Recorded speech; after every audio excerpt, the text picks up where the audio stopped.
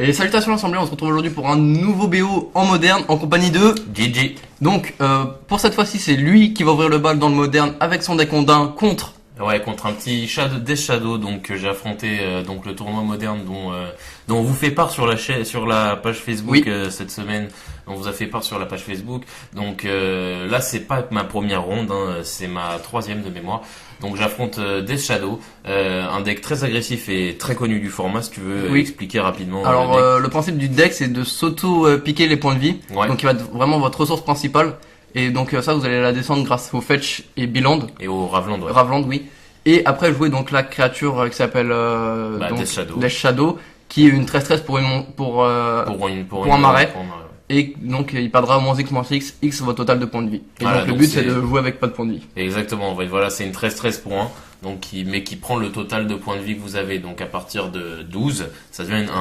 Donc le but c'est de se piquer énormément. Donc en fait voilà, là c'est ce qu'on va voir dans le match. Là, mon adversaire va jouer énormément de fetch into Ravland, même pour pas forcément les utiliser untap, mais il va le faire juste pour se descendre en point de vie. Bah là on voit déjà qu'en début de partie il est déjà à 17 points de vie. Voilà, exactement. Et il va se descendre comme ça énormément pour avoir des shadows rapidement, des 6-6, des 5-5, et ça peut aller très vite. Et puis des shadows, quand on en est à ce stade-là, ça reste quand même, il faut dire la vérité, même si tu descends à très bas point de vie, ça reste des 5-5, des 6-6, des 7-7 pour 1. C'est vrai. Après le problème de la créature c'est qu'elle peut pas être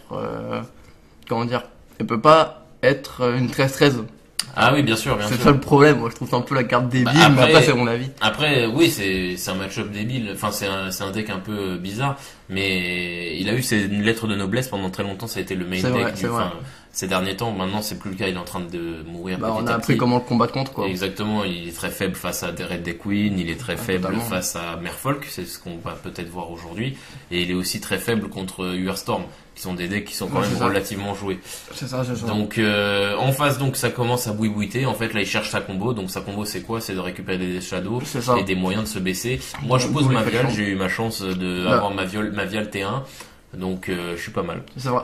En plus de ça, comme vous avez vu avec la Fatal Push, qui a donc la fatalité. C'est hyper intéressant comme carte dans le moderne. Ou même un peu partout. C'est clairement la parce que avec les fetch, ça va se trigger tout seul et du coup ça fit hyper bien dans tout ce genre de deck. Après de manière générale, voilà, les fetch étant une mécanique dans principale tous les du moderne, tous les decks de couleurs, c'est joué quoi. Voilà, les fetch on a dans tous les decks quasiment hormis le mien, et c'est vraiment ce qui fait du coup que le Fatal Push est, tout le monde s'accorde à dire que c'est le meilleur anti-bet du jeu actuellement. Après, en fait, il y a pas mieux en fait dans l'anti-bet là actuellement. Par exemple, à moi, on prend mon cas à moi, donc il joue Tassigur et on va revenir rapidement là-dessus.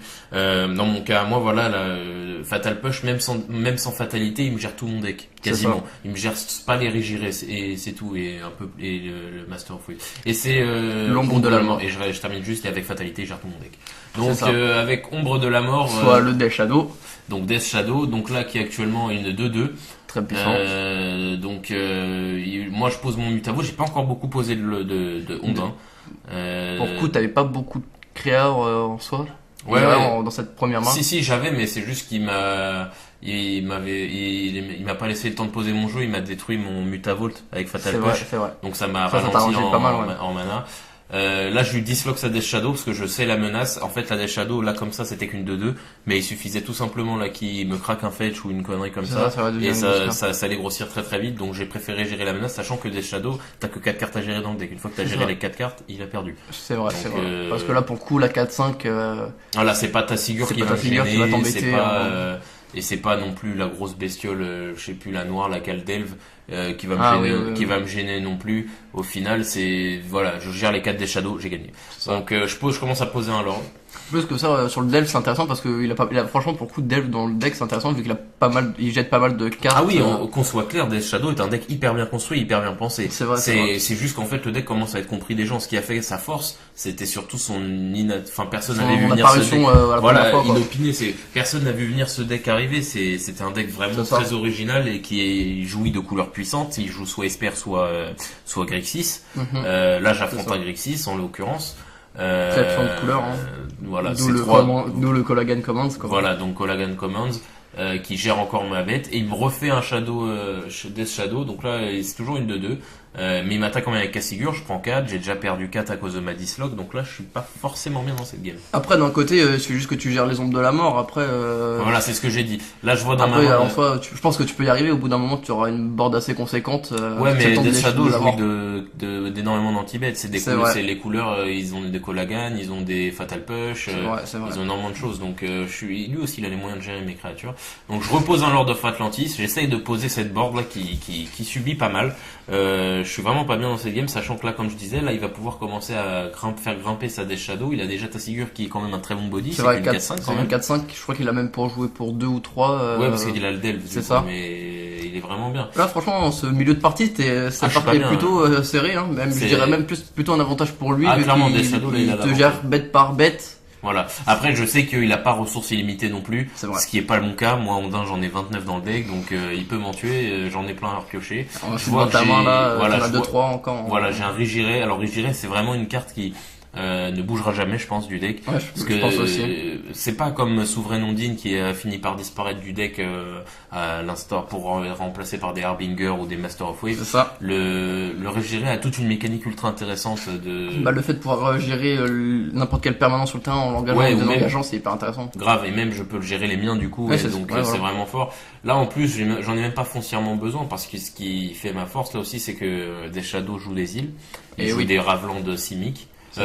Pas Simic, pardon, et je joue des Dimir, voilà.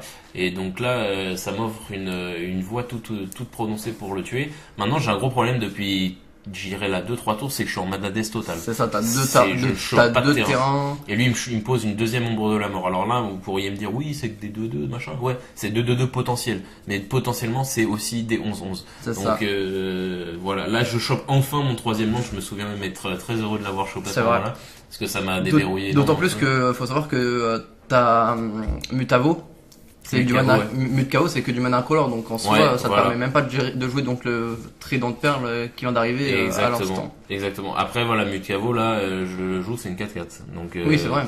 Mutavo, c'est aussi pour ça qu'il est dans le deck, c'est d'une part parce que, bon, bien évidemment, c'est un Ondin, mais il n'empêche pas le T1 le plus puissant de mon deck, c'est-à-dire Vial. C'est ça. Donc, c'est pour ça qu'il fit parfaitement dans le deck. Bon, après, il se prend la Fatal Push comme n'importe quel créa, et là, ça se ralentit énormément. Hormis si j'ai Kira, c'est tu as Kira. Toute la force de la carte.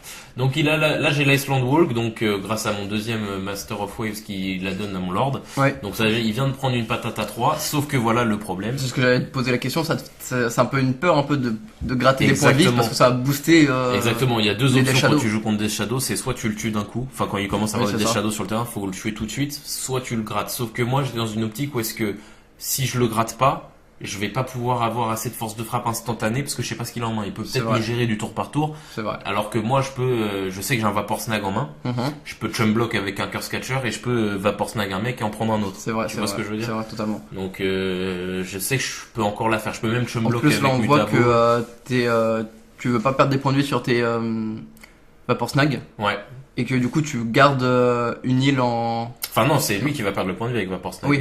Ah non, j'ai cru qu'elle avait le mana faction. Autant pour moi. Mais du coup on voit vraiment que du coup ça change pas grand chose. Que tu gardes ton île pour le Vapor Snag. Ah oui, clairement là si j'ai pas Vapor Snag, là si j'avais pas Vapor Snag, j'ai perdu en fait dans quelque sorte, puisque même si je perds pas sur l'assaut qu'il va faire, je vais être obligé de chum block à balle et du coup j'aurai plus rien pour le tuer.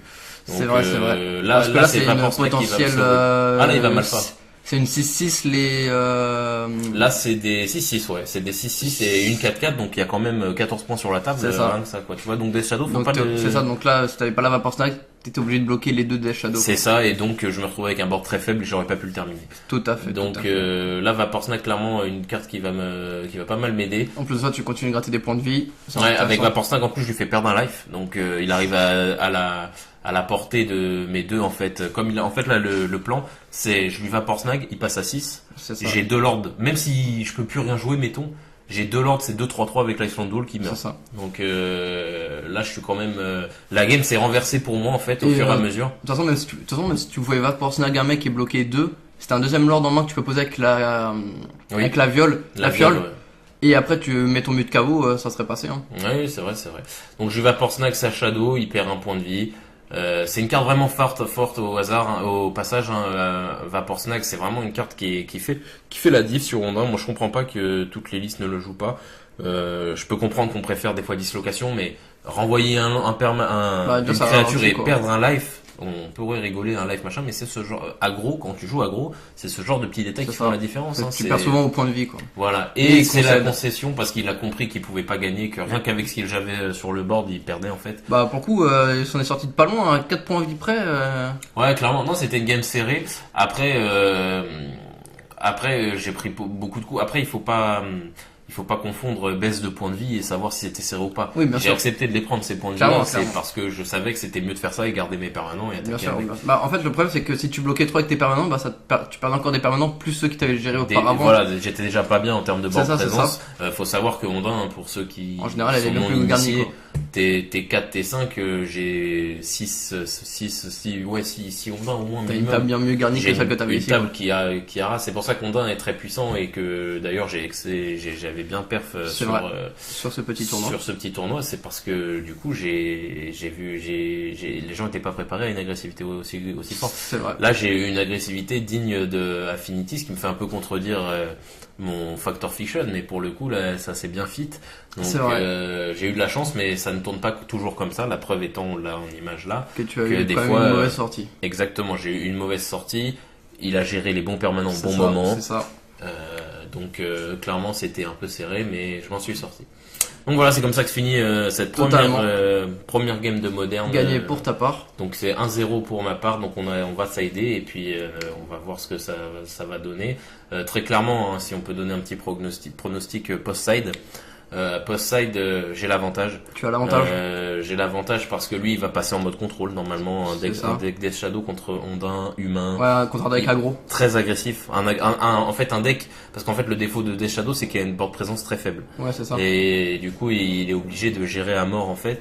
Et donc là, il va passer en mode très contrôle, je pense, et c'est comme ça qu'il va essayer de la faire passer. Sauf que tu penses que même s'il passe aggro, ça va contrôle, là, ça va pas changer. En fait, ça fait juste que la cloque qu'il m'impose pour le tuer est beaucoup plus large. Du coup, en fait, il peut me gérer des trucs, je m'en fiche au final, parce qu'en gros, comme je disais, comme il va gérer, il va rien faire de plus que ça. Donc, et puis comme je disais, il aura jamais 29 anti-bet dans son deck, donc moi j'ai 29 en 1, tu peux y aller mon gars. C'est ça.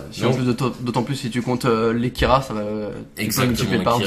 Kira est très puissant dans ce match-up, exactement. Donc voilà, c'est comme ça que se finit cette petite game, un petit 1-0 pour ma part. C'est ça. En tout cas, oui, on tenait aussi à vous remercier des 70, enfin même plus de 70. Plus de 70 abonnés et plus de 4000 vues. Ouais, et plus de 4000 vues, donc on tenait à vous remercier, on le fait souvent, mais on y tient. On sent l'effet Magic Corp quand même. On remercie. On remercie d'ailleurs de nous avoir mis un petit coup de pouce. Ça fait super plaisir, on reviendra le plus souvent possible. Et puis voilà, et puis Atom, c'est quelque chose d'autre à rajouter ? Bien sûr. Sur ce, vous pouvez donc vous abonner à la chaîne, à la page Facebook, mettre un like. Un commentaire si vous avez quoi que ce soit à dire, on y répond. Ouais, toujours. Et partager notre travail à tous fans de Magic. Exactement, et puis on se dit à la semaine prochaine l'assemblée. Salut tout le monde. Salut tout le monde.